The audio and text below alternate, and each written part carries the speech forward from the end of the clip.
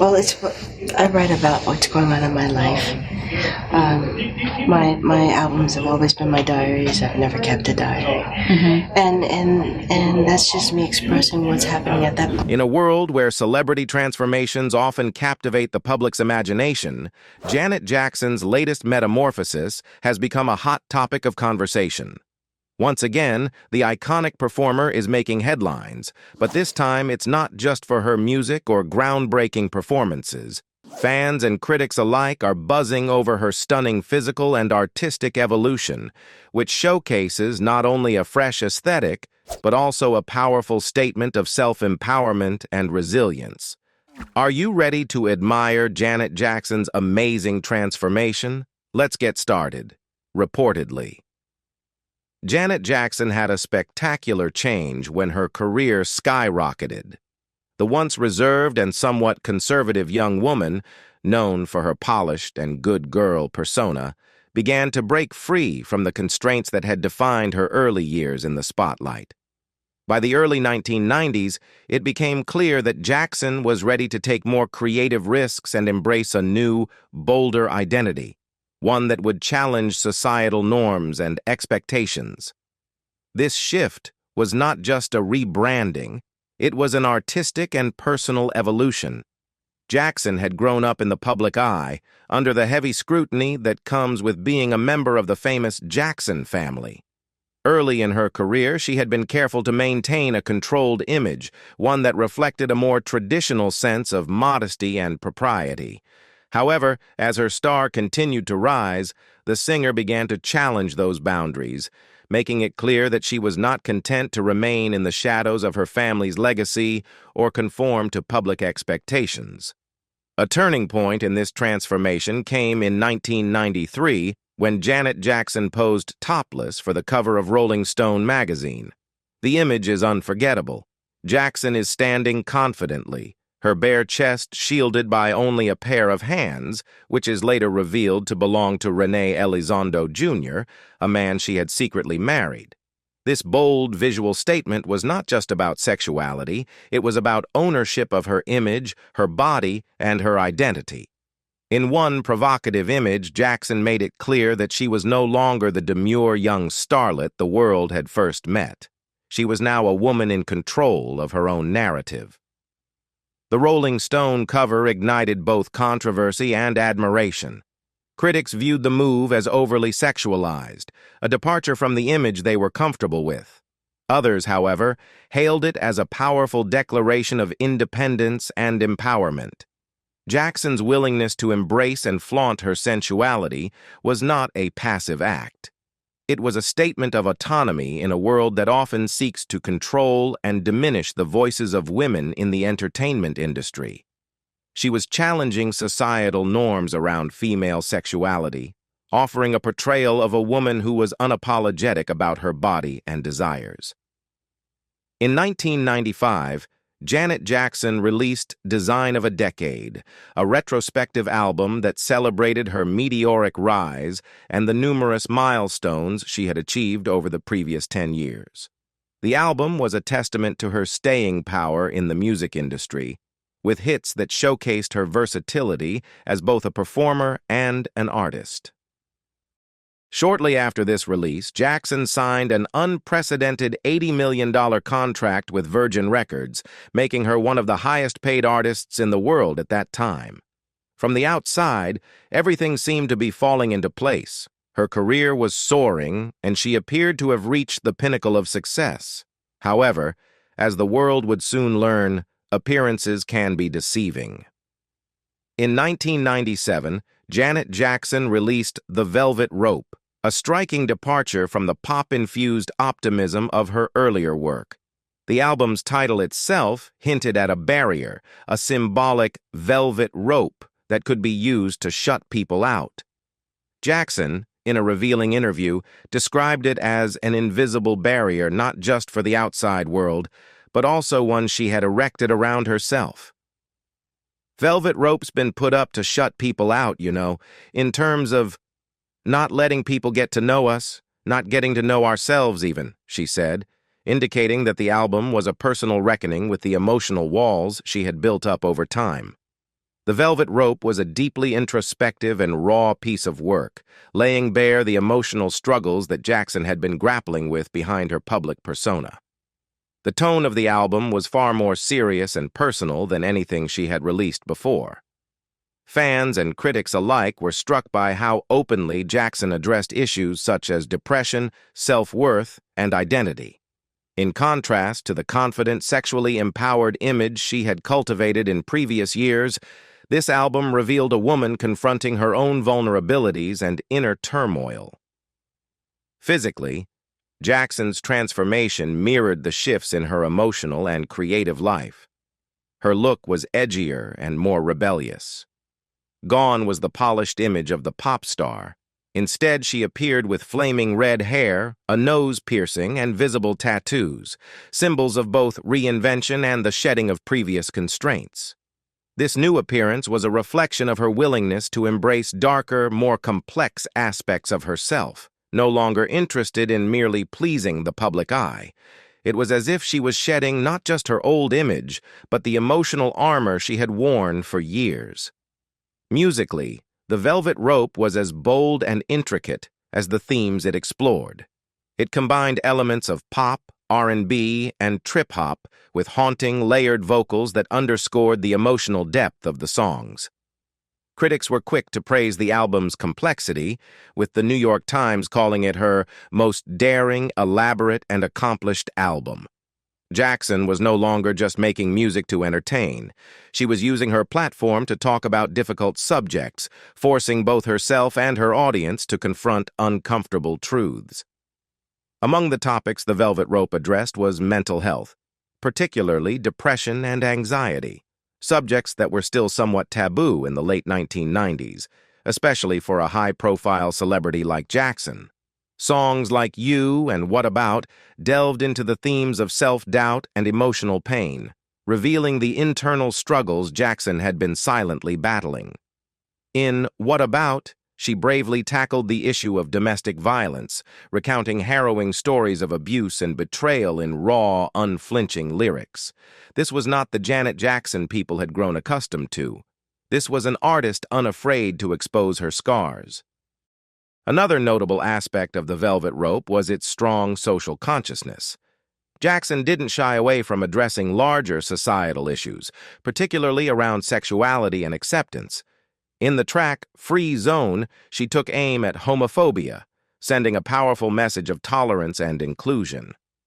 This was deeply personal for Jackson, as she had long been an advocate for the LGBTQ+ community, but now she was speaking out more directly than ever before. At a time when anti-gay sentiment was rampant in parts of society, Jackson used her music to push back, offering a voice of support and solidarity for those who were marginalized. This sense of responsibility extended beyond her music.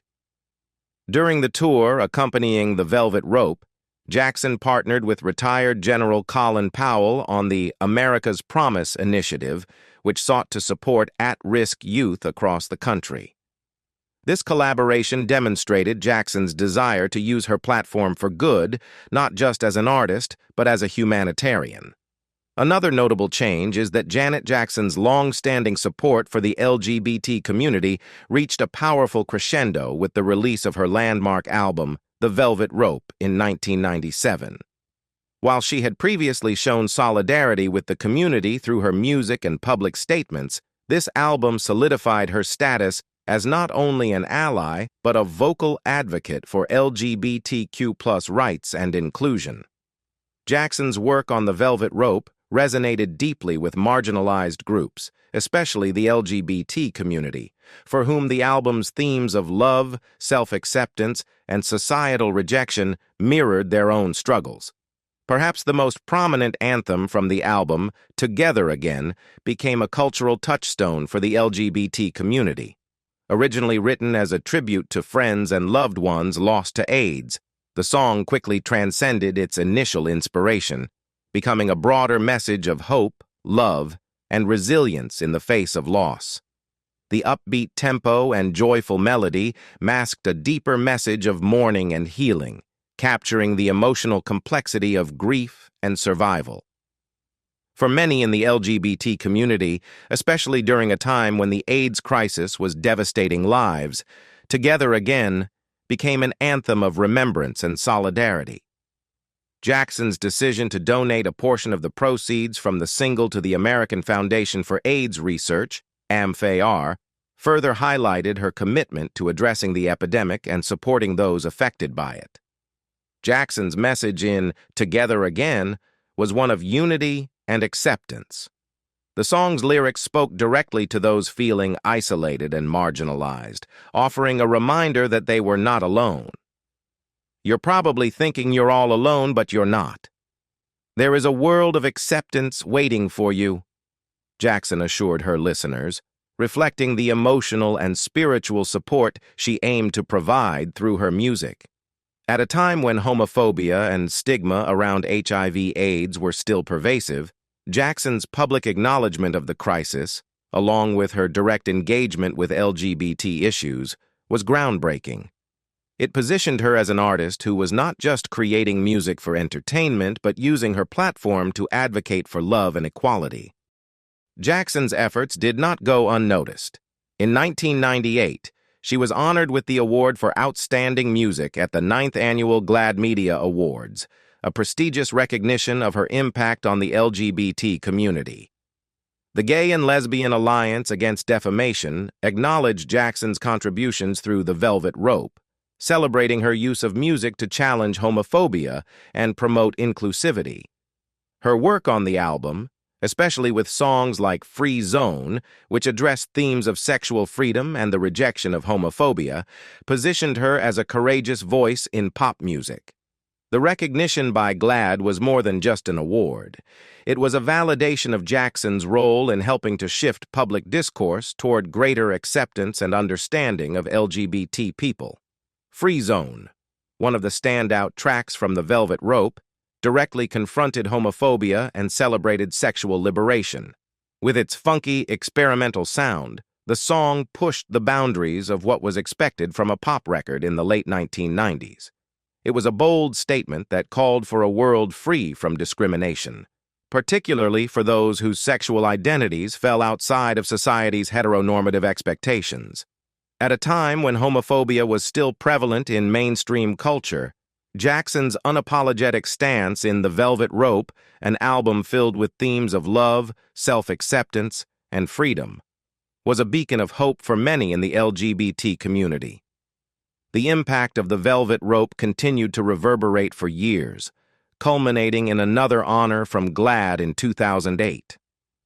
A decade after her initial recognition, Jackson was presented with the Vanguard Award at the 19th Annual GLAAD Media Awards. This prestigious accolade is given to individuals who have made a significant difference in promoting equal rights and acceptance for the LGBT community.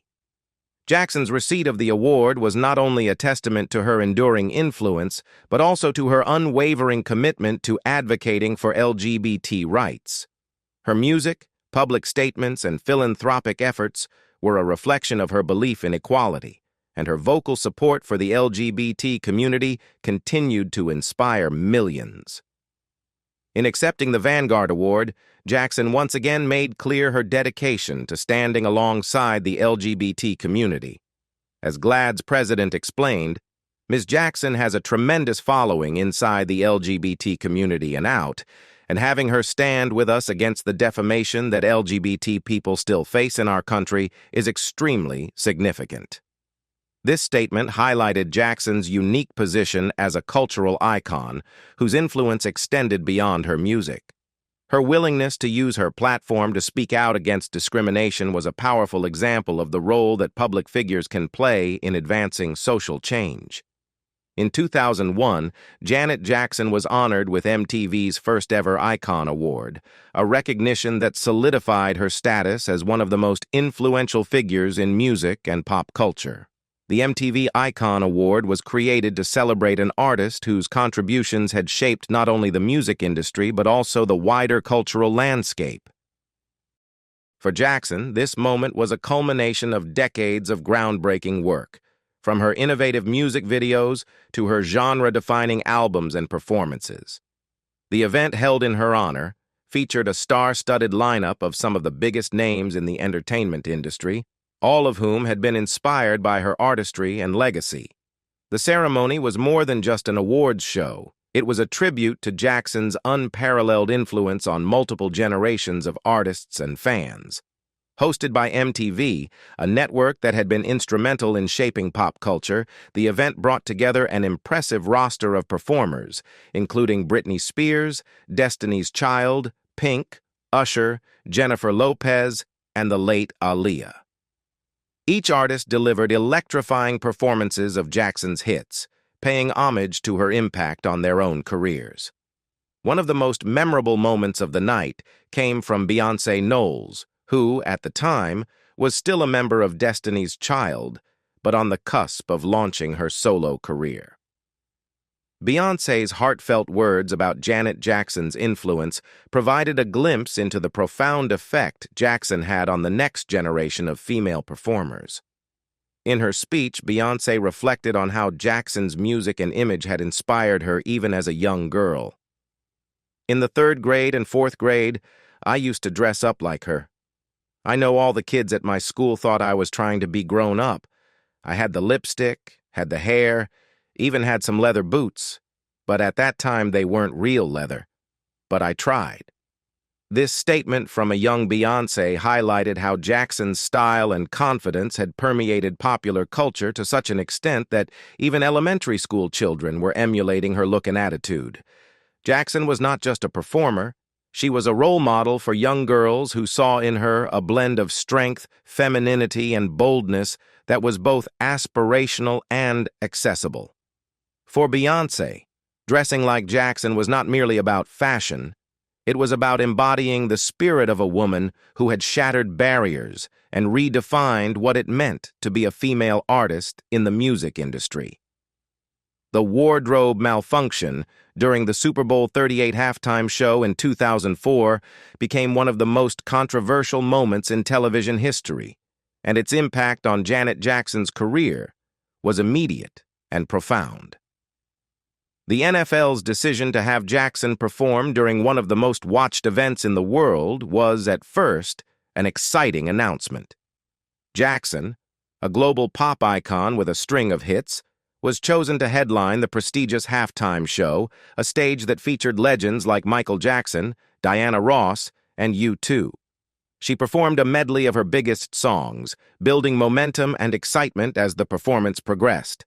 Toward the end of the set, Justin Timberlake joined Jackson on stage for a duet of his hit single, "Rock Your Body."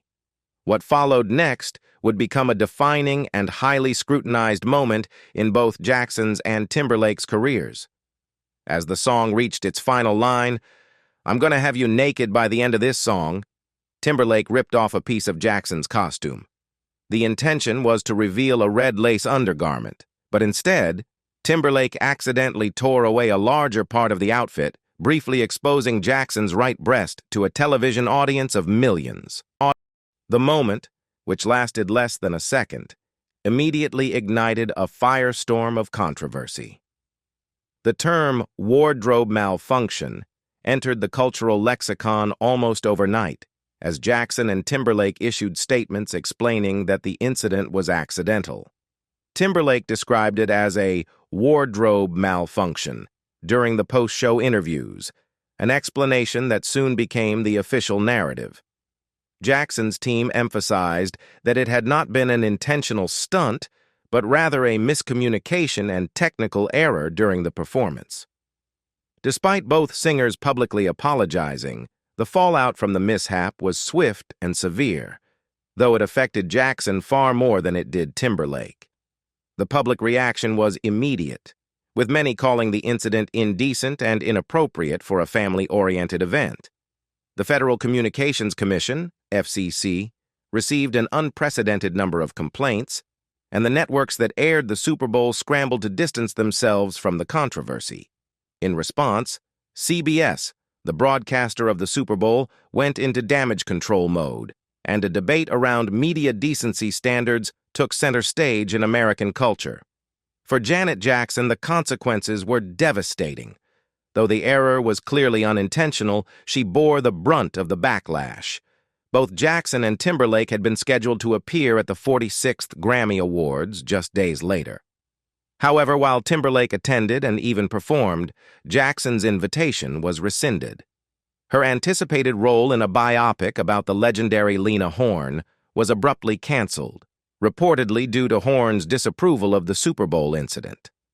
Furthering the damage to her image, a statue of Mickey Mouse dressed in Jackson's iconic Rhythm Nation attire was removed from Walt Disney World, a move that symbolized how far-reaching the impact of the incident had become.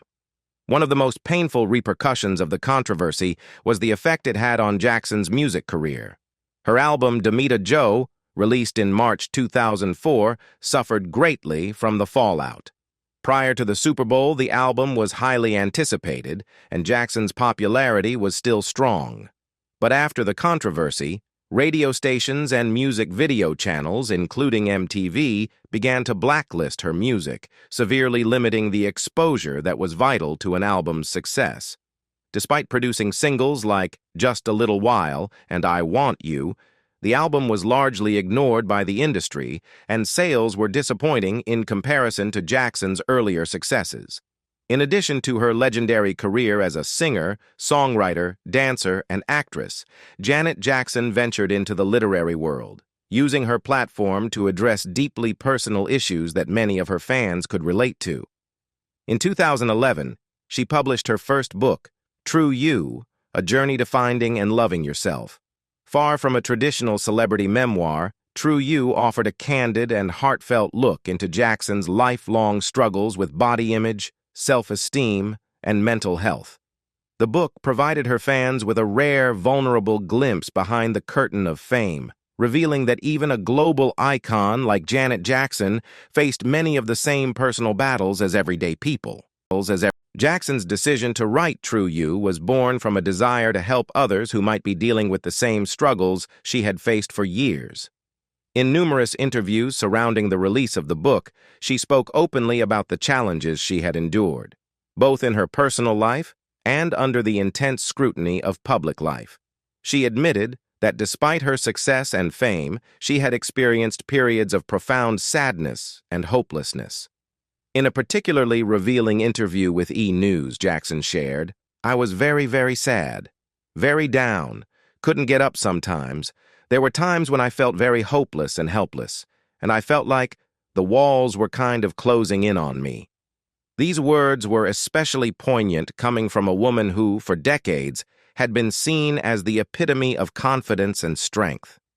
Jackson's honesty about her struggles with depression and anxiety resonated with many, as it showed that no amount of success or external validation could protect someone from internal battles of self-doubt and insecurity.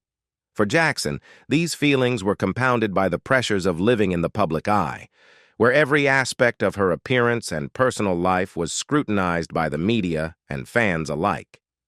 In True You, Jackson delved deep into her issues with body image, a struggle she had faced for much of her life. Growing up in a famous family, Jackson was often compared to her older brothers, particularly Michael, who had achieved massive success early in his career. As the youngest member of the Jackson family, she found herself under immense pressure to live up to her family's legacy, and that pressure extended to her appearance. From a young age, Jackson had been criticized for her weight, both within the entertainment industry and by the media. These external pressures only heightened her insecurities, leading to years of fluctuating self-esteem and unhealthy relationships with food and dieting. Through True You, Jackson shared stories of how she coped with these struggles, offering readers practical advice on how to cultivate self-love and confidence. The book was filled with personal anecdotes, tips on healthy living, and reflections on the importance of mental and emotional well-being. Jackson hoped that by sharing her journey, others might find solace and guidance in their own paths toward self-acceptance. In one interview, she expressed that she wished she had had a book like True You growing up, saying, "I wish I had a book like this to read when I was a kid. Maybe it would have helped me." Janet Jackson's life took a surprising and heartwarming turn when, at nearly 50 years old, she became a mother for the first time.